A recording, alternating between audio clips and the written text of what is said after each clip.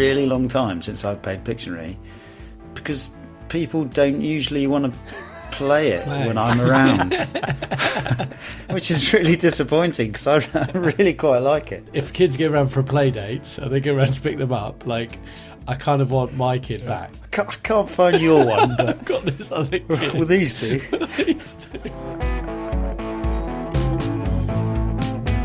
The best managers are the people who notice the non-fungibility in people. And probably the best people in life. One of the items in the museum is like his tennis rackets. And of course it's just a tennis racket, but it's not just a tennis racket, it's the one where he won the Australian Open. This week we discuss what makes something fungible or not, and discover that it's not always black or white.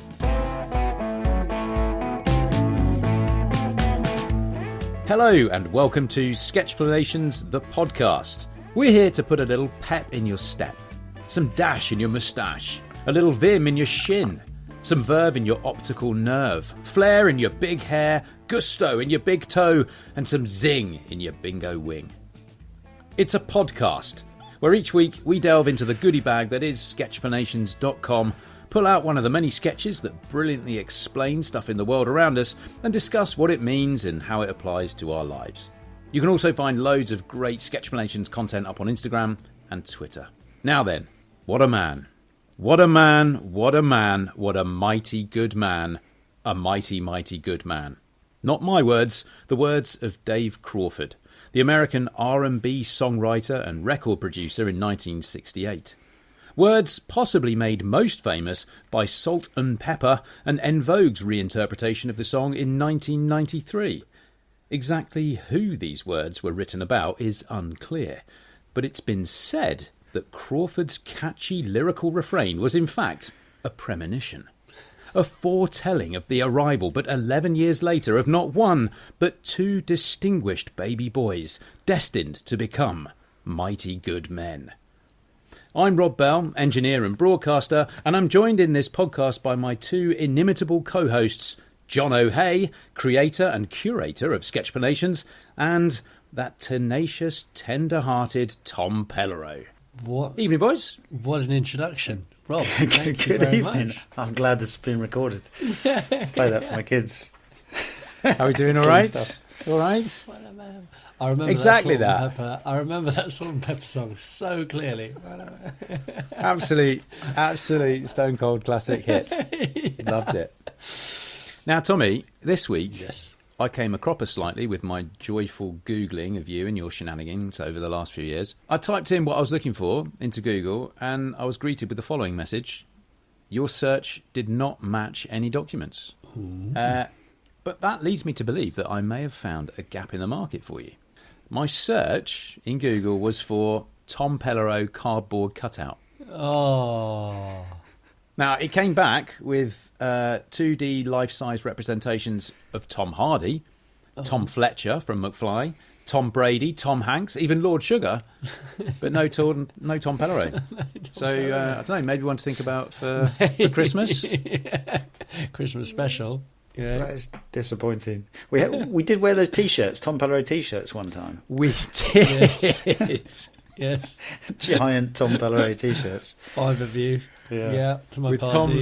Tom's face plastered right across our Massive chests. pink T-shirts. Yeah. You turned up in. My local branch of B&Q, Tommy, is very familiar with you because I now wear that T-shirt, I hope you're not offended, as a kind of working T-shirt when I'm doing jobs and stuff. And the number of times when I popped out to go and get something that I haven't got, like a tool or some more grout or something, I've got your bit, and I don't realise I forget.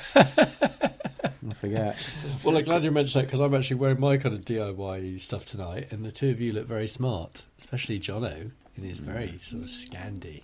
He's slick, isn't he? Yeah. That was a plan. I was hoping that you'd downplay yourself tonight, Tom, so I'd stand out. Thank you. Well, Jono, good evening. Good evening. I was thinking this week that you'd either be a massive asset or a huge frustration to play Pictionary with. Pictionary. And actually I have exactly. So either brilliant or, oh, Christ, I'm against Jono. And I have done it on, I think, both. I've been on your side and on an opposing team, and it's either brilliant or really difficult to win. Do you know what? It's interesting you say Pictionary, because it's been a really long time since I've played Pictionary, because people don't usually want to play it when I'm around, which is really disappointing, because I really quite like it. I really quite like it. Is that why you like Cranium? Because you can trick people into playing Pictionary. Oh, that's right. Just pick all the drawing ones. Yeah. Nice. Exactly. I remember we played it once, all of us, where we created our own cards. That's good fun. So you've got the different categories. What, 5 of them? I can't quite remember what they are. Like action, difficult, People. that kind of thing. Yeah. But we each wrote 5 options for each of those categories, and then we mixed it all up. I remember we did that. Good. It's a good game. It's always fun. good when you customize a game like that. But yeah, as I say, whenever I suggest playing Pictionary, people say, "Why don't we play like Scrabble or something else?" I don't wish to start any rumours, but did Sketchplanation actually start as a Pictionary game that just sort of got a bit carried away? Got a bit out of hand. Yeah. Well, I mean, it's all about getting your point across, isn't it? Pictionary, boom, boom, boom, boom. 2 seconds. What is it? I don't know. Well, it is. So it's about the power of a really quick sketch in Pictionary, right? But Tommy, I was wondering if you often feel like you want to go to a quick sketch on the back of a fag packet, back of an envelope type thing, in order to communicate something. If that's a go-to for you or not. Yes. It can be for me, for sure. A lot. And I see it in my mind, and it's so clear in my mind. And unfortunately, I don't have Jono's level of talent to be able to quickly draw it, so it takes me quite a bit longer. And I now use a Remarkable, I think it's called, a sort of e-ink, which I find brilliant, because you can rub stuff out, you can zoom, you can copy it, you can move it around. And so I do quite a lot of sketching, not nearly as much as I would like to, because I really do enjoy it, but I don't have anywhere near Jono's skill, unfortunately. But sometimes it doesn't need to be a good sketch, right? It's just something that you feel you would communicate better through an image than through words. Yeah. I mean, or you can take it to the Cranium level and maybe act it out as another option. But they're all there for you. Hum it. Yes. There's not enough like charade acting in business, really, is there? You know, in terms of, I did a presentation, quarterly review today, and to the team, and maybe next time I should do it as a charade. You know, the whole thing, acting out. Like, well, there's one in business that I don't think needs any words. The old finger pointing. Yeah. The old finger pointing is the ultimate. Yeah. Fortunately, you were never on the sorry end of that, Tommy. I wasn't. I saw it a little bit, but I was never the receiver, which is very fortunate. That's good. Apart from the one time when he flips it on the last one, instead of you're fired, you're hired. Yeah, no, sorry, Rob. Yeah, you're absolutely right. I did receive it that once at that final time with the finger pointing in. You're hired. An incredible moment. I remember it very, very clearly still today. Well, listen, the sands of time are slipping by. Quite literally in the context of the board game Pictionary with the little hourglass timekeeper, which means that you need to put your pencils down, count up how many you got, and just move on with your lives. Let's get on with this week's episode.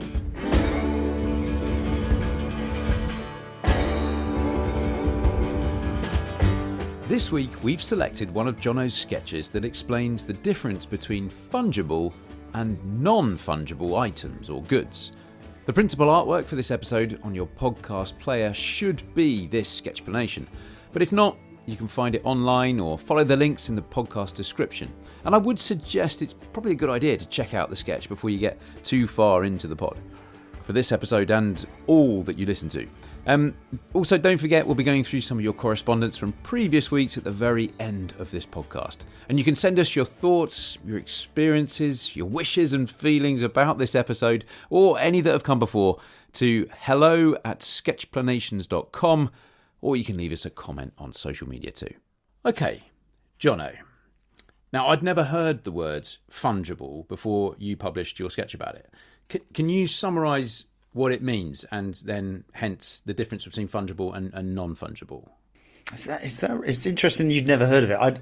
It's the sort of word that I kept hearing, and people sort of seemed to assume that I knew what it meant, and I never actually knew what it meant.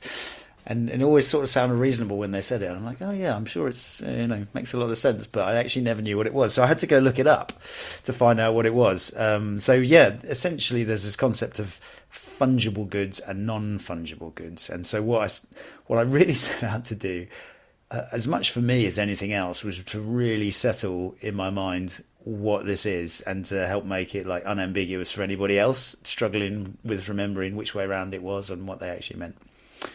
So the core of it is fungible goods are mutually interchangeable for each other. So the absolute classic fungible good is money. Yeah. So if I give you a tenner, you can pay me back in 10 ones or another tenner, and it really doesn't matter which one it is. But a non-fungible good is something that is not interchangeable with one another. So generally, a huge amount of stuff obviously sit in the non-fungible category, and fungible stuff tends to be things like commodities, like fuel or grain, or, as I say, money. But basically anything where if somebody was to swap it around, you really wouldn't notice and you really wouldn't care. Yeah. I'm just going to flip to the sketch quickly here now. So in the sketch, your wonderful examples of fungible... Oh, you've got it there. Yeah, gold, corn, grain, fuel, money. Lovely. And then non-fungible, the flip side of that. So is it more, those are things that are... So non-fungible items are things that have a uniqueness to them. Is that right? Yeah, and I think there's some subtlety to it, but so here's my the thing that really made it click for me was this question, which is at the bottom of the sketch, which was if you borrowed one of these from me, would I feel it pretty weird if you returned a different one? Right. I think that is such a great way for me. That clarified it completely. Yeah. Absolutely, and it's a feeling, right? Yeah, that's not quite right. Yeah, and so I don't know. Classic thing. Obviously, if I give you a tenner and you give me a different tenner, I really don't care. But if I give you my car to borrow for the day, and you give me a similar car but a bit different, it seems a bit weird. And it's funny because in some respects and from some angles, I think like a car could be seen as a bit of a commodity. And it could be somewhat fungible. Like for a business, cars might be sort of a bit fungible. Like if this is just another of the delivery vehicles. Yes, it's a functional item that does a thing that other items similar to it can do equally as well. Yeah, like send me a delivery truck. I don't care which delivery truck it is, but if you borrow my car, and give me back your car, that's a bit weird. Yeah. I was thinking about that question about if you borrowed one, would it be odd if you returned a different one? And it reminds me of the sort of, it's actually like a classic sort of plot for comedies or sitcoms or something. It's like somebody was house sitting and the fish died. Yes. And I got another fish, or I got another tortoise, and it looks exactly the same as the other one. So I'll just put it in there and see if they notice. Oh, that's interesting. So then if they don't notice, does that fish then become fungible? And only at the point of them noticing there's a difference, it becomes non-fungible. Potentially. I distinctly remember a time playing football in the garden as a kid, early teens. And my parents had just bought a lovely new little maple tree that they planted. And of course, I think it had been planted a day before we knocked off one of the main branches of this delicate, beautiful Japanese maple. And then, in true kid style, we glued it back on. Amazing. And I'm like, well, it kind of looks the same as the old one. And it's what it was, but no, that maple, actually, you know what, it lasted a few weeks. It lasted a few weeks before it noticed, and then it wasn't so new anymore, so maybe it got me through. And most importantly, you weren't playing football when it fell off. Yeah, I don't know what's happened to this branch. So would we describe then a lot of the products that you make and sell, Tommy, as being fungible at point of sale? They're fungible items. Is that right? Sorry, I have to bring it up to make sure I get it the right way around. Yes, so before you buy them, they're probably fungible. Yeah. Like a brush cleaner, the one at the front is the same as the one in the back and the one behind that, as it were. And the same with like a nail file. But like as soon as you've bought it and then start using it, it's then kind of non-fungible because then it's your one. Yeah. Sort of thing. And especially like a used nail file. The ultimate one for me on the fungible, non-fungible is my kids. If kids get around for a play date and they go around to pick them up, like I kind of want my kid back. Like it's not like an ultimate. It's like I can't find your one, but I've got this well, these do. These do. I love that the way you put people on there, Jono. It's like the bottom left one, people. Like, but there is, I mean, talking about sitcoms earlier, Jono, the classic sitcom plot line. That's another one where the kind of space-headed dad goes along, granny goes along to pick up the baby from wherever and brings the wrong one home. I don't think that makes the kid non-fungible though. Shakespeare was the earliest like sitcom writer or something. He's always swapping people and dressing them up. Yeah, let's see if they notice. Yeah, true. Yeah, I think actually it was quite interesting to think about when does something which appears fungible go to be non-fungible. Yeah, and I think, like you said, it's a lot often about like when it's yours, when you add some experience or stories to it. So I was thinking, books appear extremely fungible because they're just books. But if you've got like your favourite copy of something and you've leafed through it, and maybe you wrote something in the front, or you lent it to somebody and they added a few notes to it, and it's picked up a bit of colour and maybe a drop of the suntan lotion from that lovely holiday where you read it that time. It's not the same book anymore. It's your book, and so I don't know. You might want to swap it for a cleaner one. But you might also go, that's my special copy. Yeah. There's a million copies of the Bible, but there's some really special copies of the Bible, which they would probably be a bit pissed off if you just swapped them out for a new print one. So but some people might, some people might not.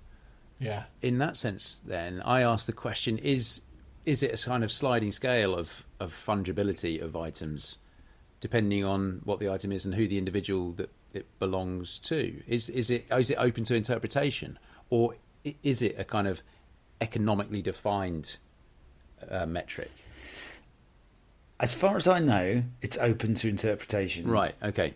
Yeah. I just recently somebody showed me from a holiday in Mallorca. There's a museum for Rafael Nadal, and it's got one of the items in the museum is like his tennis rackets.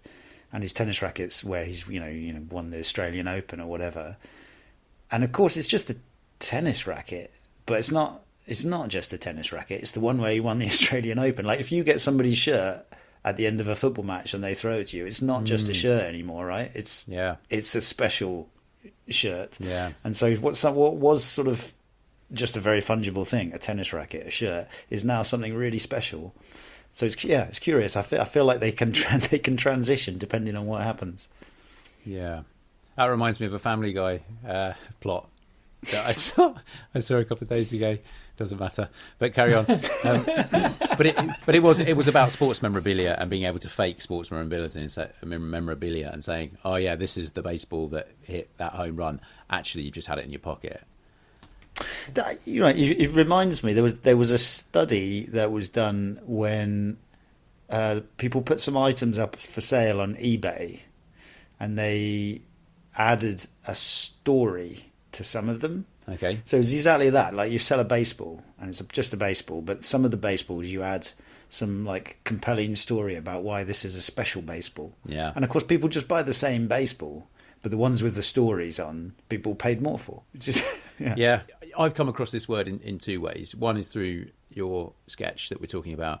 The other is through NFTs. So what are they? Non-fungible tokens. Yeah. I've heard them spoken about quite a lot over the last 12 months or so. They became big a year or so ago, I guess. So has fungible been around as a word for, like, is it like furlough? It's one of those words that's been around for kind of ever, but then just for some reason gets pulled into the current. If I may, I looked this up earlier.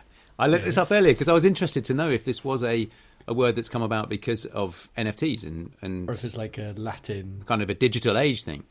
Tommy, you're bang on. Yeah. So it's been used apparently since 1765 as a noun, but 1818 as an adjective, which is what we're using it as here now, right? From medieval Latin, derived from the Latin verb fungi, or it's probably fungi. It's nothing to do with mushrooms. Porcini. Yeah, meaning to perform. Okay. And apparently it's a word that's often showed up in legal and political contexts. You can tell I'm not reading this at all. So something fungible can be exchanged for something else of the same kind. Going back to Roman law, apparently, res fungibilis, replaceable things. So kind of a legal term. Yes, even if you were renting a house and you broke everything and replaced it with all the same stuff, would they be replaceable according to your contract? Yeah. I don't know. Or were they special? That guitar on the wall, Rob, do you mind if I give you a different one? I don't know. Depends. Is it Slash's or is it Tommy's? But again, yeah. like it's assigning value to something, whether that's an emotional value or a monetary value because of a story that goes around it, right? I think that's what we're saying. Yeah, I'm not an expert in this, and I think it is genuinely really interesting because it's a bit baffling when it comes to digital things very often because digital things by their very nature Are so fungible, right? Exactly. Yeah. So like if I create, well, let's do my sketches, right? So they're literally like PNG files, portable network graphics. I can download it to my computer, you can download it to your computer, we can all download it to all of our computers, and they're all completely fungible. And so the idea with NFTs was to say, can we have a digital asset where there is only one of them, and somebody owns that one, and nobody else can have that one, which is a sort of an intriguing thing. And so then you had like people getting like, you know, NFTs for like just like random images. In some cases, something called the Bored Monkey Project, which is pictures of apes, which is crazy. But then there's also like you could get a Twitter avatar or whatever, which is yours and yours alone in principle because you own the NFT for it. But the funny thing is, I mean, it doesn't stop anybody having the same picture. So people say, I could issue an NFT for this, and you'd be the only one who owns the NFT for this sketch. But of course, other people could see the sketch. But that's actually true in the physical world too. Yeah. Where because there's the Mona Lisa hangs in the Louvre, and I can buy a picture. I could print one out on my wall right now, and it would look almost exactly like the actual Mona Lisa. Yeah. But of course, it wouldn't be the Mona Lisa, and that's fundamentally different. You got that? Yeah. It's that value. Yeah. And I can follow you, and I was following you brilliantly, and I really enjoy this conversation. But then, when it goes quiet at the end of what you've said, I'm left going, yeah. I mean, just give me a minute. Just give me a minute. Just processing it. All I want to ask Jono is, when are the NFTs coming out for his first ever Sketchplanation? Well, and so I don't think they will. I mean, so first of all, they have some major flaws. For example, they're built off the blockchain, and in order to generate the NFTs, we actually have to churn through huge amounts of computing power and energy. And so just to generate these NFTs, we actually use quite a lot of energy. So there's not very sustainable reason that I know of from what I've read to be having them. I'm sure people can argue differently. So environmentally sustainable. Literally environmentally, like in order to like do this computing, to like issue them, you have to run computers for a long time doing calculations. Yeah. But I did think there was, and this was, I listened to the Freakonomics podcast, which did some excellent episodes on blockchain, including NFTs, and it did have somebody who gave some really good examples where NFTs could potentially have a lot of value, which I thought was really intriguing. They're not just like, oh, I've got an avatar on my Twitter profile and you haven't. And so the examples they gave, which are not necessarily NFTs, but there's something to do with the blockchain, which is where you have digital ownership records of things which are distributed. And in particular, they were concert tickets and art sales for artists. And actually, if you think about these two problems, they were quite interesting. So I'll do the concert sales first. It was quite interesting. So concert tickets. So if I'm U2 and I'm doing a new gig, obviously there's limited amounts of seats at the stadium, but I can't charge £5,000 a ticket for them, because that's alienating all my fans who can't buy those tickets. Yeah. So you charge a reasonable price for them, and of course what happens is that they get bought up by other people who then sell them on for ridiculous prices. And of course the true worth of those tickets, some of them might in fact have been £5,000, let's say, but who got that £5,000 when they were sold? The person who bought the tickets and sold them on. So the artist didn't get any of that extra sale, and the fans didn't get to buy cheap tickets anyway. And so the idea with something like potentially an NFT for tickets, you could have a unique ticket that you're selling, and it could have something in it like which is called a smart contract, where you've bought that unique ticket, and if it gets sold on, there's something in the smart contract that says a certain proportion of what was sold on has to go to these parties. Yeah. And so that way the artist could benefit, and potentially the person who bought the ticket first, or if you want to do it differently, but the artist could actually get some of the benefit of those ticket sales instead of the ticket up. So it's like it potentially could solve that like broken market. I was talking about exactly this with somebody last week in how it relates to television and television programming, how and films. It's exactly the same. Where piracy is a massive issue. So there's an owner of a TV show. It's the production company more often than not. Same with films. It will be the studios or the distributor, whoever it is, owns that film, but yet they get shown all around the world, and there's no means of kind of tracking that. So to help prevent piracy and to have a more efficient royalties system, so when it is shown and where people are watching it, the royalties are distributed back to the same person, can be protected by the blockchain, and with its relation back to NFTs as well. Yeah, so same principle. So it could be quite an efficient way of, I guess, protecting art in its global sense. Yeah, like the other example, which is like completely obvious the moment you say it, right, is that and I'll pick Picasso, like he's dead, right, but like you sell a Picasso, he sells it, and he sells it for, I don't know, £10,000 when he's alive, and then later that gets sold on for £50,000, and then later it gets bought for 10 million, and Picasso got none of those future sales, even though he generated a piece of art that was worth 10 million. He just got the original thing. And so if you was to sell those with a smart contract involved, then potentially the artist can get that value all along the life cycle if they created something of value. And if they didn't create something of value, then it wouldn't get sold on. Yeah, so I think there are some genuinely quite interesting potential applications of these, though I've not seen them in practice that much. I'm conscious we've moved slightly over to like blockchains and NFTs and stuff rather than fungible, non-fungible. That is the nature of this podcast. So I'm going to bring it back to fungible, non-fungible specifically. Is it useful to know the difference between the two? I think socially it's quite important. In the sense that Jono was talking about earlier, would it be odd if you lent someone something and they gave you something back that wasn't quite the same? Yes, and I think culturally there can be differences. Okay, have you got an example?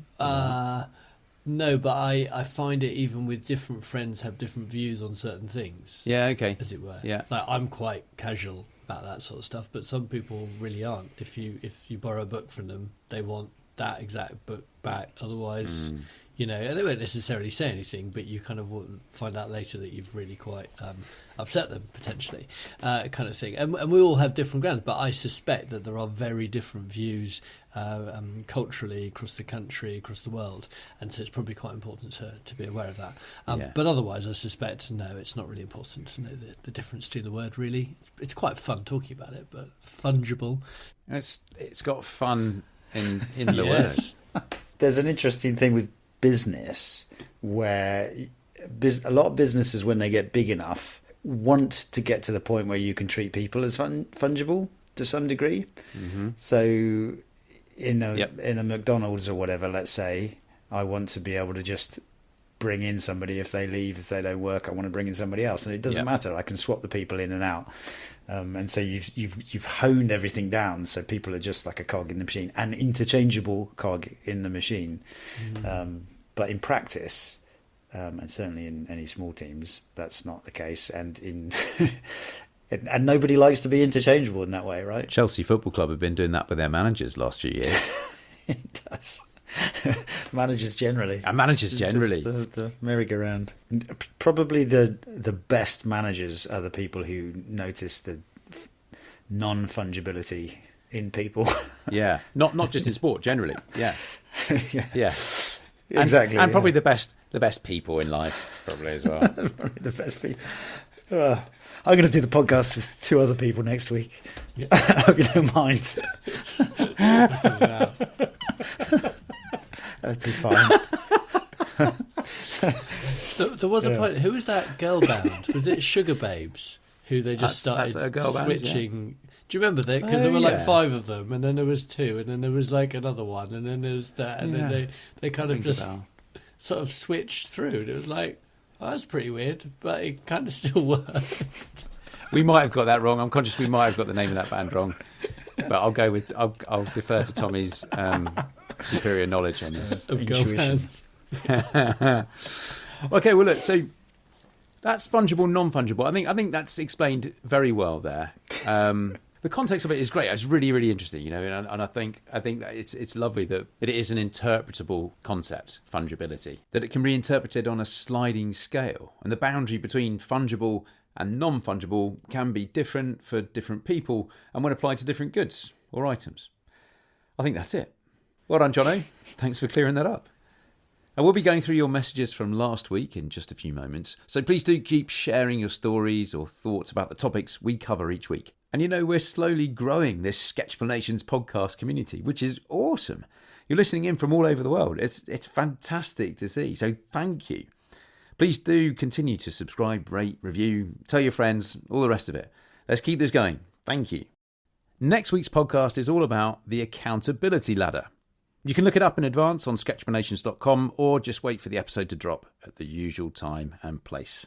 Otherwise, we'll leave you and your beautiful, perfectly sculptured, non-fungible ears in peace.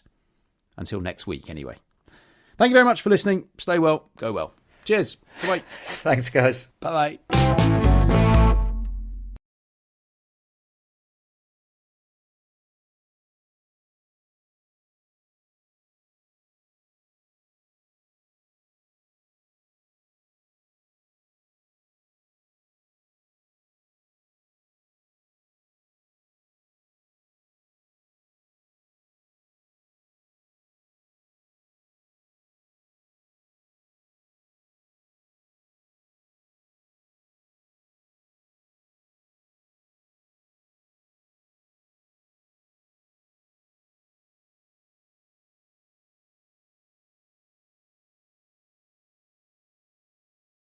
Hello, we're back again. It's just Jono and I going through the postbag this week.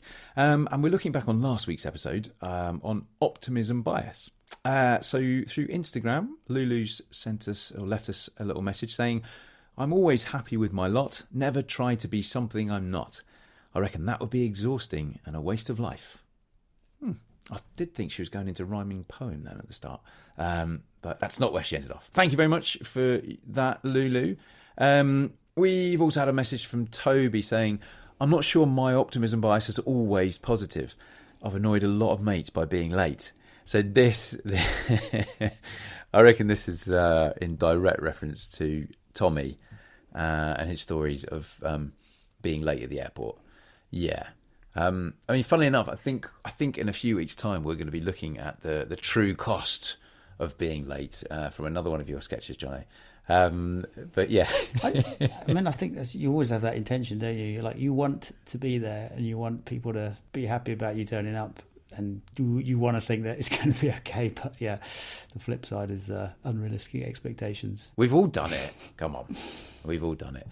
Yeah, so don't worry about it, Toby. I'm sure your mates are used to it by now, and maybe they even factor that in.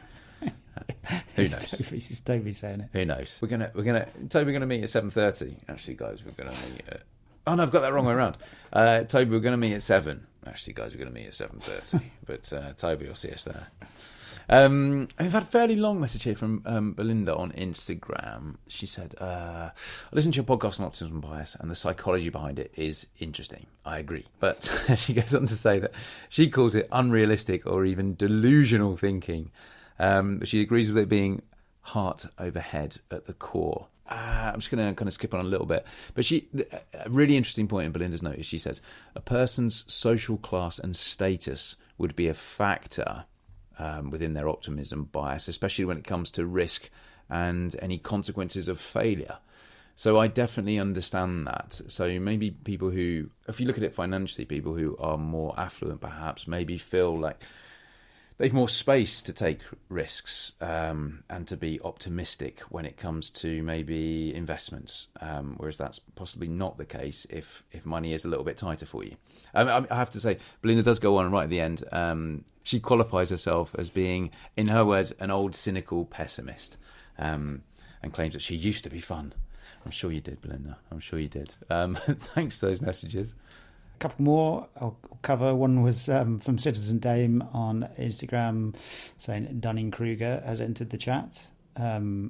Thank you for that. No, I don't get that, John. What's Dunning-Kruger? So the Dunning-Kruger effect is not one that I've covered, although I might be covering it soon. Hello.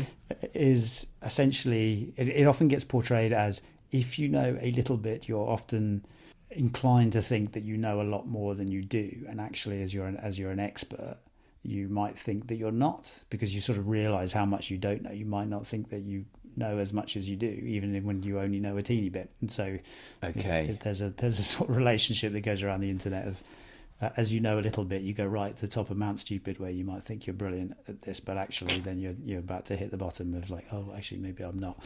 So I hope that was that Dunning-Kruger is like it's like a little bit of knowledge is dangerous. That sense of it. Also that which is absolutely a real thing.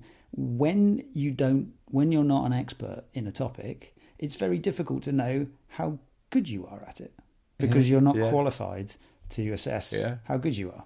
So that's kind of thing. You might be everybody you ever play at chess and think you're amazing, and then you turn up at a tournament and get absolutely smashed, and then that'll reevaluate your expectations. I think there's definitely one there for a future sketch possibly, Johnny. So what's being said here by Citizen? Well, I mean, it could be one or two things. It could be in reference to us only knowing a bit about things and talking a lot about them. I hope it's not, but fair enough if it is. Or of course, perhaps it applies to optimism bias. Like if you know a little bit about something, you might think this will be a great success. I think that's often comes with, you talk about like if you're doing a startup, you actually have some benefit if you're naive and you're not an expert in something, because you have that belief that you're going to succeed. And once you know a lot more, you might realize all the reasons that you are probably not going to succeed, and then therefore not try it at all. So hopefully it's referenced that, which is a very good point. Either way, I mean, I'll hold my hand up. we all are to some degree. Yeah. And finally, there's one more we had, isn't there? On Twitter we had Trug saying, just keep iterating in a tight feedback loop. What's the worst that could happen? Which is a really good point. Like I think he gets a bit to like take risks where you can and where you are able to fail. So ideally, not jumping across a chasm on a motorbike. Yes. If you keep that feedback loop small, then it'll help you evaluate how you're going to do a bit more realistically.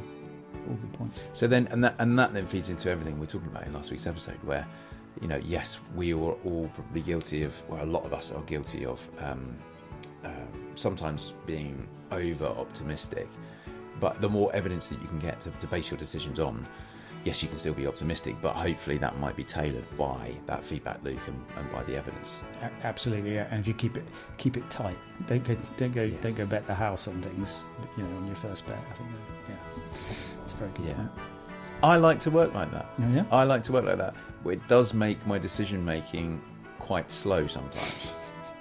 Whereas I know other people, I won't name him, but she knows who she is, who loves to make these big decisions, and they go, oh, hang on, oh, right, didn't know about these things. But you know, that's all part of life's rich That's tapestry. why we work in teams. Exactly, Jono. Exactly. Joy of it. Brilliant. Well, that's it. That's it for this week, guys. Thank you so much for all your comments and for your feedback, and thank you again for continuing to grow our family of Sketchplanation podcast listeners. It's brilliant. Let's keep it all going. We'll be back next week. Till then, take care. Bye. Cheerio.